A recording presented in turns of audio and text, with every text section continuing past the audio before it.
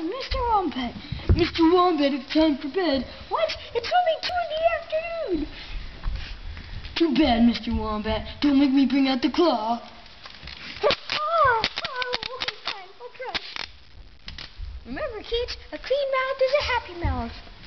5 minutes later. Okay, I brushed my teeth. Now go and change into your pajamas, son. What? We don't even wear any clothes. Look at ourselves. Don't make me bring out the crane.